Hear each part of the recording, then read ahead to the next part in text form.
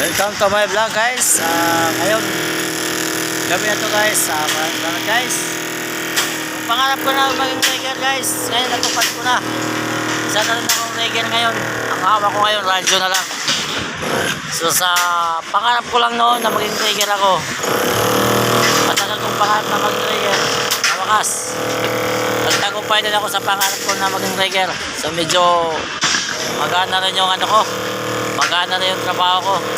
So dito pala ako ngayon guys sa SM City, Harrison Plaza, sabi ng Manila. So yung SM na ginagawa namin guys, ito pa lang, second floor pa lang kami ngayon.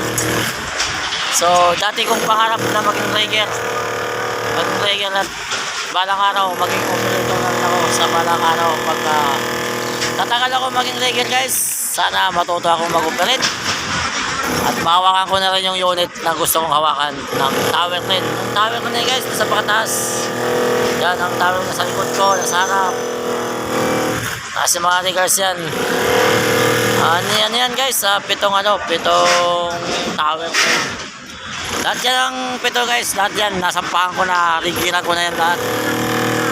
So, pangarap ko lang noon na maging rigger. Eh, naging rigger na ako. Natupad ko na yung pangarap ko na maging riggerman. Pangarap ko maging riggerman. So ayun, nakakuha ko ng MC1. Ayun, nag-apply ako ng riggerman.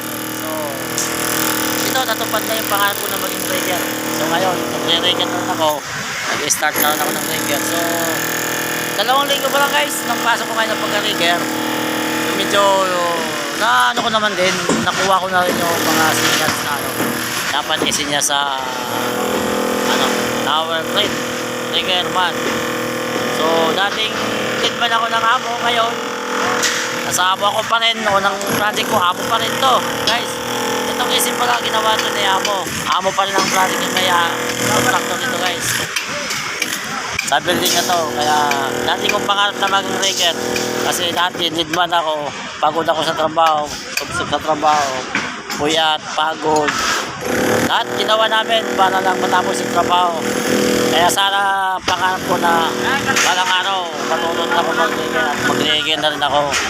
So yun, natupad naman yung pangarap ko na maging rigger. So ngayon, ang ano ko lang to, sanayin ko pa lahat ng pagsisinyas, kasi importante to guys, kasi sa hinawakan namin ngayon, nakasalalay kasi ang kaligtasan ng tao. Kasi ang binubuhat namin mabibigat. Sorry po.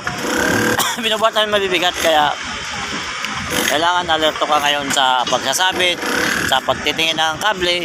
Kung tama yung pagsasabit ng kable, kailangan i-check mo rin guys. Huwag kang magtiwala sa tao na pagsasabit. So kailangan i-check mo rin, ikaw rigger, i-check mo rin yun kung tama ba ang sabit, hindi baliktad yung hook. Kailangan i-check mo rin lagi, huwag kang pabaya, kasi iwas disgrasya tayo guys. Ayan lang guys, ang update ko sa aking video guys. Maraming salamat guys sa inyong suporta at sa inyong pagpanood sa aking video. Thank you sa inyong pagpanood. Maraming salamat sa walang kasawang suporta sa aking mga subscribers, followers dyan. Thank you sa lahat. So thank you sa inyong pag suporta sa akin. Maraming salamat.